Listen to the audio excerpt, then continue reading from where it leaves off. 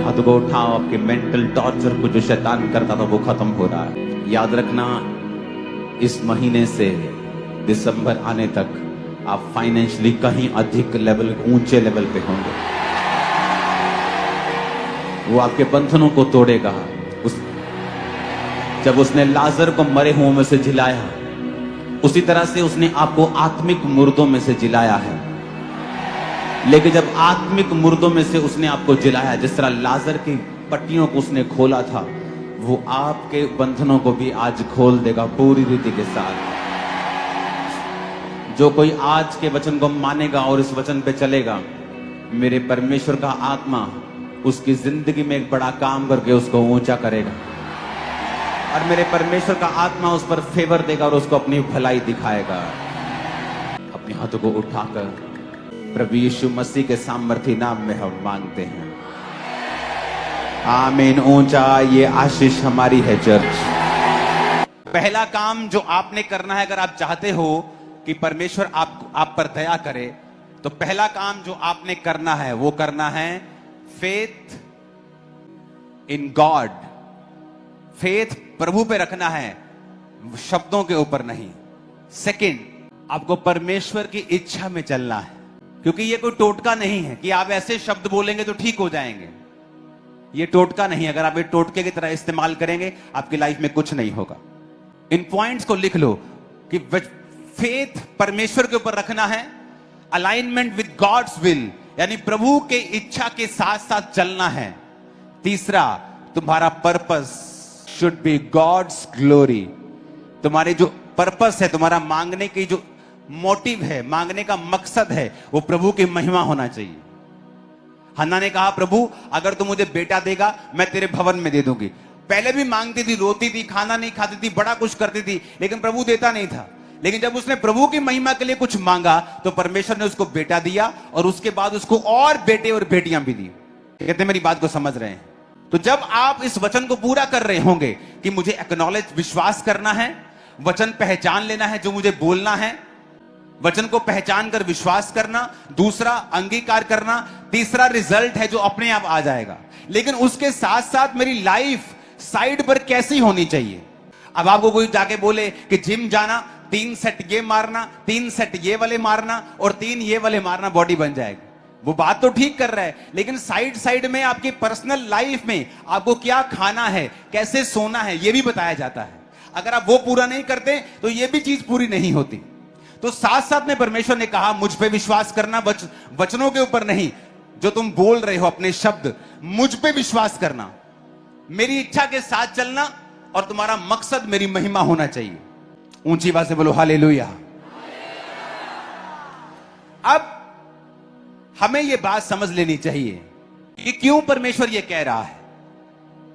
क्योंकि अगर आप प्रभु की विल में, अलाइनमेंट विद गॉड्स वर्ड, अगर आप ये वचन बोलते बोलते, बाइबल के वचन का अंगीकार करते करते अगर आप चोरी करते हैं, आप अपने बिजनेस में, अपने काम में, अपनी ड्यूटी में, आप अपनी जॉब में, अपनी नौकरी में, अपने मालिक की आप चोरी करते हैं, तो आपके बोले गए वचन काम नहीं आएंगे। क्योंकि आपको गॉड्स की विल के साथ अलाइन होना पड़ेगा कि अगर आप चाहते हो कि आपके बोले गए वचन एक फल को पैदा करें और वो व्यर्थ ना हो। अगर आप मिट्टी में बीज बोते हो तो आप उस मिट्टी की गोडी करते हो, आप उसको बीज बोते हो, आप उसको पानी देते हो, आप फिर उस पर ट्रैक्टर नहीं चलाते हो, आप उसको खराब नहीं होने देते, आप उस बीज की, उस मिट्टी की रक्षा करते हो कि यह फल लेके आए। उसी तरह से आपके बोले गए वचन बीज हैं। आप जब बोलेंगे वो आएंगे, फल आएगा, लेकिन आपको अपने बोले गए बीजों की, अपने बोले गए वचनों की रक्षा करनी पड़ेगी, और रक्षा होगी आपके चरित्र से, आपके कैरेक्टर से। अगर आप गाली निकालने वाले व्यक्ति हैं, आपके बोले गए शब्द कभी भी फल नहीं लेके आएंगे जो आप परमेश्वर में बोलेंगे। आप अगर व्यभिचार में हैं, आप कभी भी परमेश्वर के उस प्रभाव को, उस ग्रेस को अपनी लाइफ पर कभी नहीं देखेंगे, चाहे आप परमेश्वर के घर के पुलपट के ऊपर क्यों ना खड़े हों। तो अलाइनमेंट विद गॉड्स विल, ये बहुत इंपॉर्टेंट है। बाइबल कहती है, एक पिक्चर को जो मैंने आपको भेजी वो यहां हम देखेंगे। ये जो आपके सामने हम देख रहे हैं, मैं आपको इसका एक हिस्ट्री बताता हूं। दूसरा राजा में उसके 25 बाप में लास्ट समय आ गया था। क्योंकि होता क्या था, जब जब दाऊद राजा बना, शाऊल बना, जब शाऊल हट गया अपनी कुकर्मों की वजह से दाऊद बन गया, दाऊद ने पूरी उम्र तक राज भोगा, फिर उसका बेटा राजा बना। सुलेमान परमेश्वर के वचनों पे चला नहीं, तो परमेश्वर ने कुछ वायदे जो उससे किए थे उनको घटाना शुरू किया। और सुलेमान के बच्चे के बाद बच्चे जब पोते पड़पोते राजे बनते गए, तो बाइबल कहती है कि वो परमेश्वर से हटते गए, तो प्रभु उनको हरा देता था, उनके राज को छोटा कर दिया, उनके प्रभाव को पूरे एरिया में कम कर दिया, उनके राज्य को छोटा कर दिया। तो परमेश्वर उनको दुख दे रहा था। जब इंसान पाप करता है तो परमेश्वर उसकी लाइफ को छोटा कर देता है, आशीषों को कम कर देता है, उसे दुखी कर देता है, चारों तरफ से उसे बांध देता है। पर वो दिखाने के लिए होता है कि मैं तेरी लाइफ में देख क्या कर रहा हूं, अब तुझे सुधरना पड़ेगा, और जब तू सुधर जाएगा मैं फिर से वही बरकत तेरी लाइफ में दे दूंगा। लेकिन वचन कहता है कि वो राजे सुधरे नहीं, और जब आप लगातार आप परमेश्वर के वचन को डिक्लाइन कर देते हो, उसको आप निराधार बनाकर अपनी लाइफ से फेंक देते हो, और प्रभु की योजनाओं पर आप मन नहीं लगाते, तो फिर परमेश्वर ने फैसला किया अब मैं बड़ी सजा इनको दूंगा। वो क्या थी? परमेश्वर का भवन जो सुलेमान ने बनाया था, उसमें से सोने चांदी के बर्तन, पीतल से भरा हुआ, सोने चांदी से भरा हुआ पूरा यरूशलेम की महिमा, परमेश्वर ने एक राजे को भेजा, और उस राजे ने अपने उस यरूशलेम को घेर लिया। जब यरूशलेम को बहुत देर तक वो घेरे रहा, वहां खाने पीने की कमी होने लगी, महंगी होने लगी चीजें, क्योंकि सप्लाई सारी पीछे से बंद हो गई। जब बंद हो गई तो वो राजा हारने लगा, और बाइबल कहती है कि नबूकदनेस्सर ने जाके सारा कुछ खत्म कर दिया, परमेश्वर का भवन भी खत्म कर दिया, उसके सारे बर्तनों को ले लिया। और ये परमेश्वर ने किया, शैतान तो टच भी नहीं कर सकता था, प्रभु ने किया, और एक बड़ी सजा देकर उसकी महिमा को, उस शहर की, यहूदियों की महिमा को मिट्टी में मिला दिया, राजा की महिमा को मिट्टी में मिला दिया, क्योंकि उसने परमेश्वर के वचन की ओर ध्यान नहीं दिया था। यह थी परमेश्वर की लास्ट सजा। जब आप मुड़ते नहीं, जब आप हटते नहीं, और लगातार सालों साल परमेश्वर आपसे बात करता है और आप नहीं सुनते, तो परमेश्वर ने काम किया। लेकिन परमेश्वर दयालु परमेश्वर भी है। कुछ सालों के बाद यिर्मयाह ने प्रोफेसी की कि परमेश्वर फिर से उन लोगों को बसाएगा, और फिर से बेबीलोन के बंधनों से मुक्त करके वापस उन्हें इजराइल में लेके आएगा और यरूशलेम में लेके आएगा। जब मुझे परमेश्वर ने कहा यरूशलेम नगर फिर से बसाया जाएगा, और बहुत से सालों की कड़ी मेहनत के बाद, दुखी होने के बाद, जब लोग रोने लगे, जब लोग प्रार्थना करने लगे, गलती का एहसास हुआ, क्यों हमने तौबा नहीं की, क्यों हम परमेश्वर के वचनों के ऊपर नहीं चले, तो बाइबल कहती है परमेश्वर ने राजा के दिल में डाला। और वो राजा कोई क्रिश्चियन नहीं था, लेकिन वो राजा जो था वो परमेश्वर में नहीं होने के बावजूद भी, एजरा 1 उसकी 1 आयत में पढ़ेंगे, फारस के राजा कुस्रू के पहले वर्ष में यहोवा ने फारस के राजा कुस्रू का मन उभारा कि यहोवा का जो वचन यिर्मयाह के मुंह से निकला था वो पूरा हो जाए। इसलिए उसने अपने समस्त राज्य में प्रचार करवाया और लिखवा भी दिया। तो आयत, फारस का राजा कुस्रू यूं कहता है, स्वर्ग के परमेश्वर यहोवा ने पृथ्वी भर का राज्य मुझे दिया है, और उसने मुझे आज्ञा दी है कि यहूदा के यरूशलेम में मेरा एक भवन बनवा। 11 आयत में लिखा है, सोने चांदी के पात्र सब मिलकर 5400 थे। इन सबों को शेबस्सर उस समय ले आया जब बंदी बेबीलोन से यरूशलेम को आए। अब परमेश्वर ने राजे से बात की। जब आप प्रभु की ओर मुड़ते हैं, अलाइन होने लगते हैं प्रभु की इच्छा के साथ कि प्रभु हमने गलती की है, हमें माफ करें, तो आपकी पोजीशन कितनी मर्जी डाउन क्यों ना हो, एक राजा जो यहोवा को नहीं मानता, उसके दिल से, उसके मन से परमेश्वर बात कर रहा है। इमेजिन करो, किसी देश का प्रधानमंत्री क्रिश्चियन नहीं है, लेकिन उसके दिल में आ रहा है कि यहां पर परमेश्वर का बड़ा भवन होना चाहिए। और कौन लोग जो उसके बंधुए हैं, जिनको भेजने का मतलब है फ्री के कितने मजदूर भेज रहा है, इकोनॉमी इफेक्ट होगी। लेकिन क्योंकि वो लोग प्रार्थना कर चुके हैं, वो लोग परमेश्वर की इच्छा के साथ अलाइन हो चुके हैं, तौबा कर चुके हैं। तो वो हम गीत गा रहे थे ना, एक काम तू नया करेगा, बियाबान में दरिया बहेगा। वो बियाबान में दरिया बहने वाली बात है कि राजे को परमेश्वर कह रहा है मेरा भवन बनवा, और बंधुए जो हैं वो चले जाएं। सोने चांदी के 4000 बर्तन, लाखों करोड़ों रुपए का माल, कहता ले जा, शेबस्सर ले जा अपने यरूशलेम में जा और यहोवा का भवन बनवा। जबकि कितने यहोवा से नफरत करने वाले लोग राजा के आसपास रहते थे। हो सकता है राजा के कई स्पेशल मंत्री परमेश्वर से नफरत करने वाले हैं, लेकिन फिर भी परमेश्वर ऐसा काम कर रहा है। क्यों? क्योंकि इंसान तौबा कर चुका है। वो परमेश्वर की अलाइनमेंट, इच्छा के साथ अलाइन करने के लिए, प्रभु की इच्छा में चलने के लिए अपने मन को तैयार कर चुका है। तो परमेश्वर राजाओं के मनों को बदल रहा है।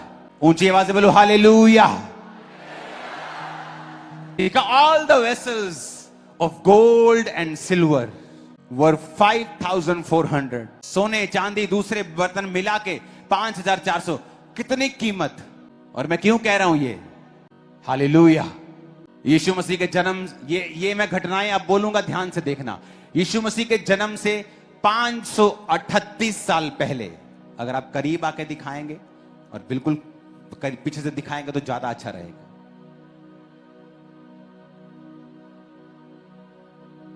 राजा ने डिक्लेयर किया कि ज्यू जो हैं यहूदी यरूशलेम में जाएं और अपने भवन को बनाएं। तो पहला टुकड़ा आया यीशु मसीह के जन्म से 537-538 साल पहले। पहला टुकड़ा आया शेशबज्जर के द्वारा। वही 9 आयत 11 आयत जहां पर लिखा है शेशबज्जर ने वो 5,400 बर्तन लेके वो यरूशलेम को चला गया। The first wave of exiles returns, पहला जत्था यरूशलेम में वापस आ गया, क्योंकि भविष्यवाणी पूरी हुई जो यिर्मयाह ने की थी कि ये लोग वापस जाएंगे और परमेश्वर उनको फिर से बसाएगा। जोर से कहो हालेलुया। अब जब वो आए, कुछ साल वहां पे रहे, क्योंकि सालों से, ऑलमोस्ट सदी से छोड़ा हुआ था अपना देश। आए और फिर से अपने घरों को बनाया, फिर से सेटिंग करनी स्टार्ट की और उसमें कुछ साल लग गए। फिर 515 साल पहले, यानी उस घटना के 15 साल बाद, 15-20 साल बाद, जो परमेश्वर का भवन था, टेंपल रीबिल्ड, जो भवन था अंडर द लीडरशिप ऑफ जेरुब्बाल की लीडरशिप में, वो भवन जो था वो बनना शुरू हुआ। जो मैंने आपको पिछले संडे बताया था कि लोग उसका विरोध करने के लिए आए, पहले मिलने के लिए आए कि हमें भी भवन बनाने के लिए ले लो। उन्होंने नहीं लिया, बहुत विरोध हुआ, लेकिन वो विरोध काम नहीं आया और एंड में भविष्यवाणियां करते रहे परमेश्वर के नबी उसके लिए। और वो सेकंड भवन जो था यीशु मसीह के जन्म के 515 साल पहले, जब वो यानी 538 साल पहले आए थे, यानी थोड़े सालों के बाद, 20-25 साल के अंदर अंदर वो भवन कंप्लीट हो गया। काफी सालों के बाद फिर एजरा वहां पे पहुंचा। स्क्राइब था वो, यानी एक शास्त्री था।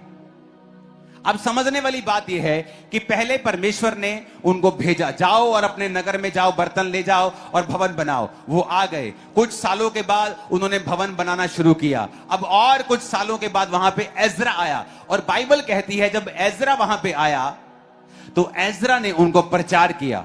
एजरा ने परमेश्वर के वचन की, जिसको तोरा बोलते थे पुराने भाषा में, उसको प्रचार किया। क्यों? एजरा ने बताया कि बेटियों, तुम्हारे पूर्वज जब इज़राइल में रहते थे बड़े मजबूत थे, बड़े बड़े राजा उन्होंने मार दिए, बड़े बड़े काम किए, शैतान कभी काम नहीं कर पाता था।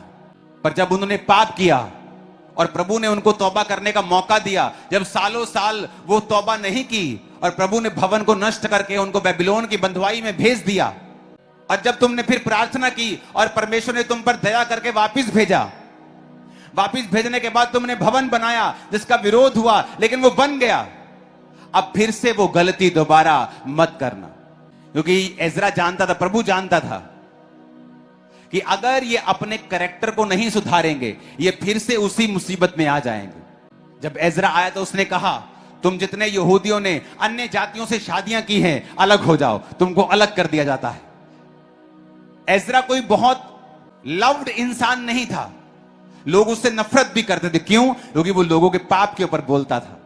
अगर किसी ने गलत शादी की है तो वो खत्म कर देता था, उनको शादियां खत्म फिनिश कर देता था। उसका कितना विरोध हुआ होगा कि तुझे क्या लेने देना है हमारी शादियों से, तुझे क्या लेने देना है हमारी पर्सनल लाइफ से।